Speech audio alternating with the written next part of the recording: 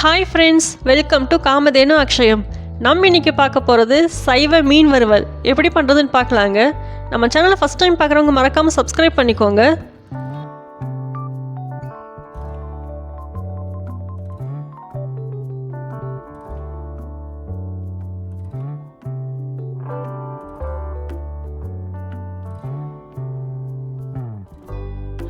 இதுக்கு நான் 200 கிராம் அளவுக்கு சேனக்கிழங்கு எடுத்திருக்கேன்.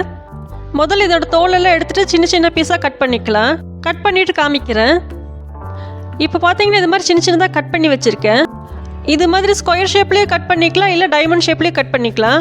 இது மாதிரி நல்லா திக்காக கட் பண்ணிடலாம். இது மாதிரி கொஞ்சம் மொத்தமாக இருக்கும்போது வேக வைக்கும் போது உடையாது, அதுக்காக தான். சேனக்கிழங்கு கட் பண்ணும்போது கையில் அரிப்பு ஏற்படும்னு சொல்லுவாங்க. இதோட தோலை எடுத்துகிட்டு நம்மளுக்கு வேண்டிய சைஸ் கட் பண்ணுற வரைக்கும் தண்ணியை மட்டும் தொடக்கூடாது. கட் பண்ணுற வரைக்கும் தண்ணி தொடாமல் இருந்தாலே அரிப்பு ஏற்படாது. இது வேக வைக்கிறதுக்காக ஸ்டவ்வில் ஒரு பாத்திரம் வச்சுருக்கேன். இதில் கொஞ்சமாக தண்ணி ஊற்றிக்கிறேன். வேக வைக்கிற அளவுக்கு தண்ணியில் கொஞ்சமாக கல்லுப்பு சேர்த்திக்கலாம். இப்போ நம்ம கட் பண்ணி வச்சுருந்த காயெல்லாம் இதோட சேர்த்துடலாம். இது நல்லா வேகட்டும். இது வேகிறதுக்கு ஒரு 10 நிமிஷம் போல் ஆகும். நல்லா மொத்தமாக போட்டிருக்கோம்ல, அதனால. இப்போ ஒரு 10-11 நிமிஷம் போல் இருக்கும், பார்க்கலாம். இது மாதிரி கையில் எடுத்தால் மசியணும். அதாவது ஒரு 95% நல்லா வெந்துடணும். நல்லா வேகலைன்னு டேஸ்ட்டாக இருக்காது. அதுவும் இல்லாமல் வயிற்றுக்கும் சேராது. நல்லா வேக விட்டு தான் எடுக்கணும். இப்படி எடுத்து பார்த்தோம்னா நல்லா மசியணும். இது மாதிரி.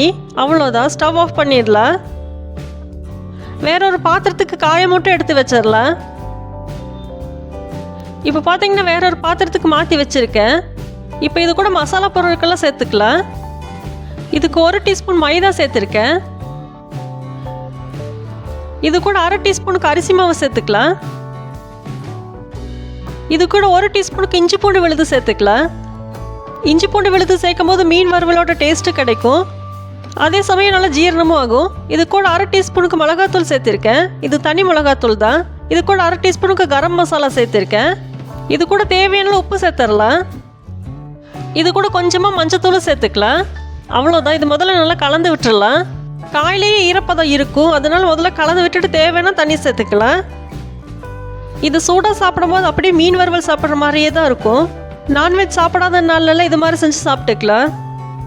இதை நல்லா பெரட்டியாச்சு. இன்னும் ட்ரையாக தான் இருக்குது. கொஞ்சமாக தண்ணி சேர்த்திக்கிறேன். லைட்டாக தண்ணி தெளித்து விட்டால் போதும். ரொம்ப கொஞ்சமாக தண்ணி சேர்ந்து கலந்து விட்டுறலாம். இந்தளவு தண்ணியும் சரியாக தான் இருக்குது. பார்த்தீங்கன்னா தெரியும், நல்லா கலந்தாச்சு. இது பார்த்தீங்கன்னா மீனுக்கு மசாலா அப்ளை பண்ணுவோம்ல எல்லா இடத்துலையும், அது மாதிரி அப்ளை பண்ணிடலாம். இது மாதிரி எல்லா இடத்துலையும் மசாலாவை தேய்ச்சி விட்டோம்னா காய் போட நல்ல ஃப்ளேவர் இறங்கும். காயில் கீரல் போடணுங்கிறதெல்லாம் அவசியம் இல்லை. இதே நல்லா ஃப்ளேவர் இறங்கிடும். மசாலாவை நல்லா தேய்ச்சி விட்டுட்டு ஒரு 1/2 மணி நேரம் போல் ஊறட்டும். 1/2 மணி நேரம் போல் ஊற வச்சோம்னா மசாலா தனியாக பிரிஞ்சு வராது. ஃப்ளேவரும் நல்லா காயில் இறங்கிக்கும். அதுக்காக தான். வெயிலில் வைக்கணுங்கிறதெல்லாம் அவசியம் இல்லை. சும்மா வீட்டிலே வச்சிடலாம். இதே பாத்திரத்தில் தனித்தனியாக வச்சிடலாம். இது 1/2 மணி நேரம் போல் ஊறட்டும்.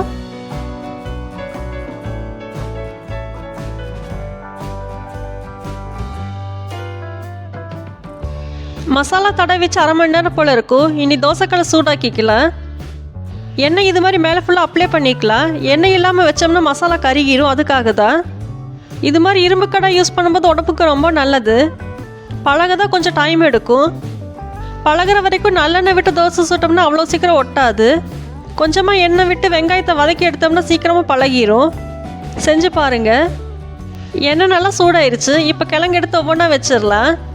கல் நல்லா சூடானதுக்கப்புறம் ஸ்டவ்வை மீடியம் ஃப்ளேமில் வச்சுக்கோங்க, இல்லைன்னா மசாலா சீக்கிரமாக கரிஞ்சிரும். இது வேகிறதுக்கு ரொம்ப நேரம்லாம் எடுக்காது. சும்மா மசாலா வெந்தால் போதும், அவ்வளோதான். கிழங்கு நல்லா வெந்திருக்கு. மசாலா வெந்தால் போதும்.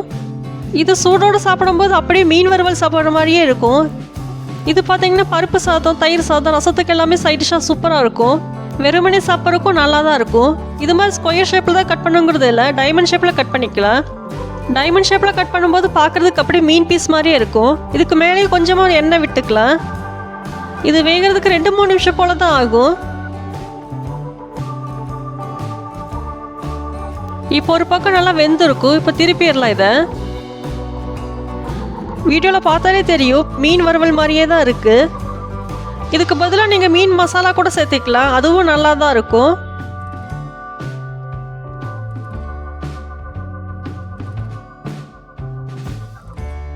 எல்லா பீஸையும் திருப்பியாச்சு. இது ஒரு 2-3 நிமிஷத்துக்கு இருக்கட்டும். இதை மூடி வைக்கணுங்கிறது அவசியம்லாம் இல்லை. மூடி வச்சோம்னா தண்ணி விட்டு காய் சொதன்னு ஆயிரும். அது நல்லா இருக்காது. இதுதான் நல்லா கிறிஸ்பியாக நல்லா இருக்கும்.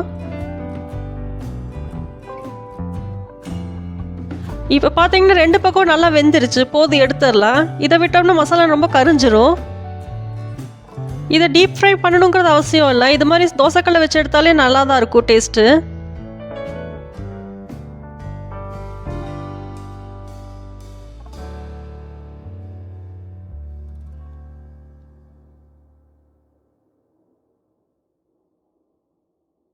இப்போ செகண்ட் பேட்சையே வச்சிடுறேன். இது பார்த்தீங்கன்னா வெஜ் பிரியாணிக்கு சைட் டிஷ்ஷாக செஞ்சுருந்தேன். பிரியாணி குக்கரில் இல்லாமல் பாத்திரத்தில் எப்படி செய்கிறதுன்னு வீடியோ போட்டிருக்கேன். அந்த வீடியோட லிங்க் டிஸ்கிரிப்ஷன் பாக்ஸில் கொடுக்குறேன். வேணுங்கிறவங்க செக் பண்ணி பாருங்கள்.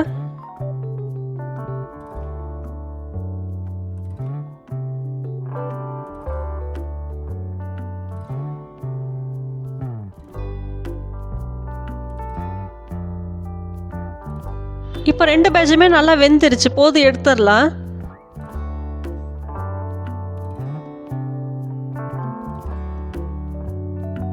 நம்ம சைவ மீன் வறுவல் சூப்பராக ரெடி ஆயிடுச்சு. நீங்களும் இதே மாதிரி செஞ்சு சாப்பிட்டு பாருங்கள். வீடியோ பிடிச்சிருந்தா லைக் பண்ணுங்கள். காமதேனு அக்ஷயத்துக்கு சப்ஸ்கிரைப் பண்ணுங்கள். தேங்க்ஸ் ஃபார் வாட்சிங்.